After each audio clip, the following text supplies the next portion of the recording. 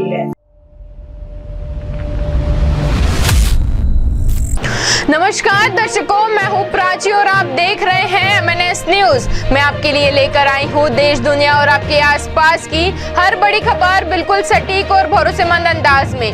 तो आइए शुरुआत करते हैं इन प्रमुख खबरों के साथ। पति के सूरत में रहते पत्नी लापता, 7 लाख के गहने और नकदी ले जाने का आरोप।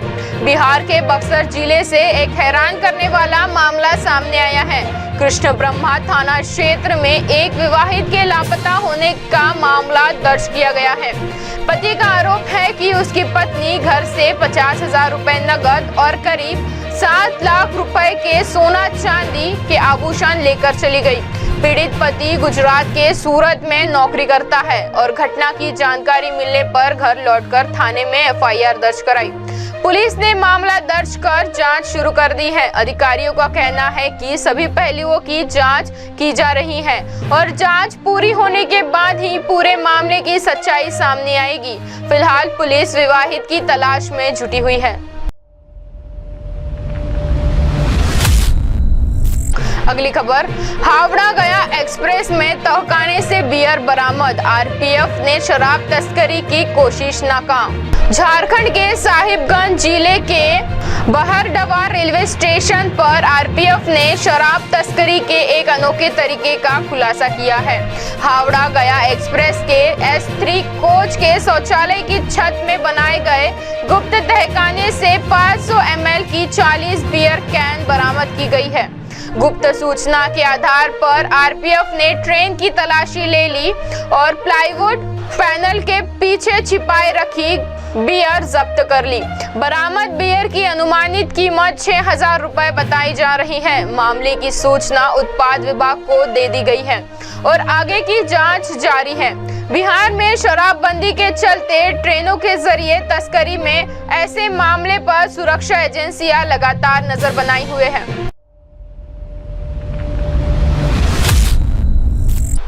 अगली खबर, वीवीआईपी के लिए रेड कारपेट, आम लोगों के लिए कीचड़, वन महोत्सव की व्यवस्था पर उठे सवाल। हरियाणा के गुरुग्राम स्थित मानसेर में आयोजित राज्य स्तरीय वन महोत्सव के दौरान व्यवस्थाओं को लेकर सवाल खड़े हो गए हैं। कार्यक्रम में जहां मुख्यमंत्री नायाब सिंह सैनी और अन्य वीवीआईपी मेहमानों के लिए सड़क से लेकर पौधारोपण स्थल तक रेड कारपेट और विशेष इंतजाम किए गए, वहीं लगातार बारिश के कारण आम लोगों, छात्रों और बच्चों को कीचड़ भरे रास्तों से होकर कार्यक्रम स्थल तक पहुंचना पड़ा। स्थानीय लोगों ने आरोप लगाया कि प्रशासन ने वीवीआईपी व्यवस्थाओं पर तो पूरा ध्यान दिया, लेकिन आम नागरिकों की सुविधा के लिए कच्चे रास्ते पर बजरी या अन्य अस्थायी इंतजाम नहीं किए। इस घटना के बाद प्रशासनिक तैयारियों और व्यवस्था के दोहरे मानकों को लेकर सवाल उठ रहे हैं।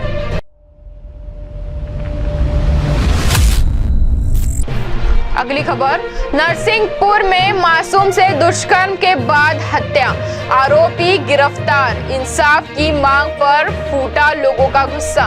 मध्य प्रदेश के नरसिंहपुर जिले में 8 वर्षीय बच्ची के साथ कथित दुष्कर्म के बाद उसकी हत्या की घटना ने पूरे इलाकों को झकझोर दिया है।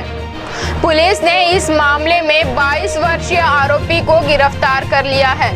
पुलिस के अनुसार आरोपी बच्ची को स्कूल के बहाने से अपने साथ ले गया था और बाद में उसका शव गांव के करीब 1.5 किलोमीटर दूर जंगल में बरामद हुआ। जांच के दौरान स्निफर डॉग और प्रत्यक्षदर्शियों से मिले सुरागों के आधार पर आरोपी तक पहुंचा गया। घटना के बाद पूरे इलाके में भारी आक्रोश है। ग्रामीणों ने आरोपी के खिलाफ कड़ी कानूनी कार्रवाई, फास्ट ट्रैक कोर्ट में सुनवाई और पीड़ित परिवार को आर्थिक सहायता देने की मांग को लेकर प्रदर्शन किया। फिलहाल गांव में अतिरिक्त पुलिस बल तैनात है और पुलिस मामले की गहन जांच में जुटी हुई है।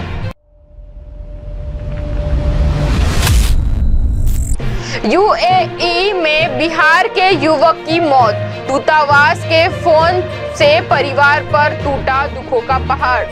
बिहार के गोपालगंज जिले के भोरे थाना क्षेत्र से एक दुखद खबर सामने आई है। भोपतपुर गांव निवासी मुन्ना राय की संयुक्त अरब अमीरात यानी यूएई में मौत हो गई है। परिजनों को इस घटना की जानकारी भारतीय दूतावास से फोन के जरिए मिली, जिसके बाद पूरे परिवार में मातम छा गया। बताया जा रहा है कि मुन्ना राय इसी साल फरवरी में रोजगार के लिए यूएई गए थे।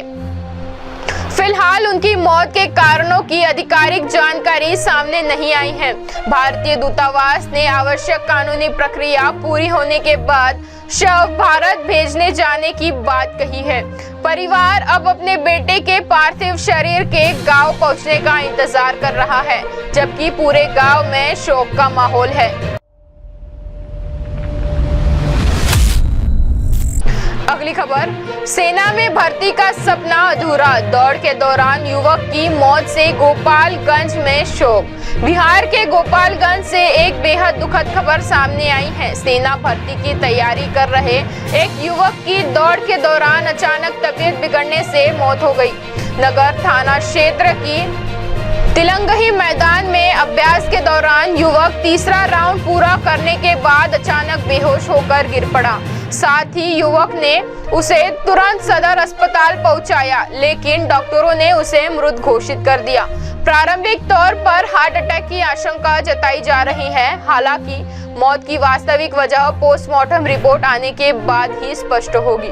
मृतक रंजित कुमार बीए प्रथम वर्ष के छात्र थे और सेना में भर्ती होकर देश सेवा करने का सपना देख रहे थे। इस घटना के बाद परिवार और पूरे इलाके में शोक का माहौल है।